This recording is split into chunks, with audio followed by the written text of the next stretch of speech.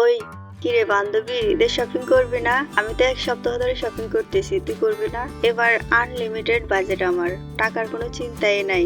আমার বয়ফ্রেন্ড অনেক বড়লোক রাষ্ট্রে থাকে, তো আমার অ্যাকাউন্টে 5-6 লাখ টাকা দিয়ে দিছে, বলছে লাগলে আরো দিবে।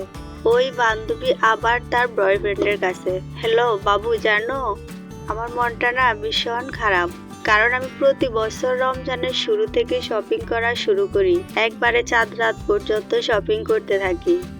বাট এই বছর কিছু একটা সমস্যার কারণে আমি এখনো শপিং করতে পারিনি।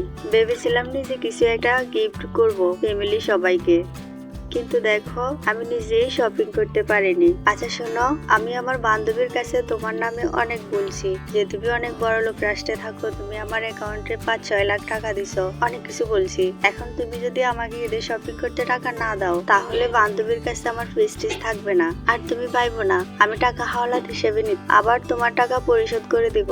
ওই বান্ধবী আবার, মা মা, ঈদের কেনাকাটার জন্য টাকা দাও, পাকিস্তানি ড্রেস কিনবো আমি।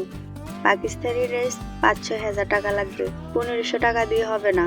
1500 টাকা নিলে নিবি, না নিলে নাই। পাকিস্তানি ড্রেস আমি নিজে হাতে সেলাই করে দিব। দেখ, লাগবে না আমার ড্রেস, তোমার টাকাও তুমি রাখো, ড্রেসও তুমি রাখো, লাগবে না তোমার ড্রেস।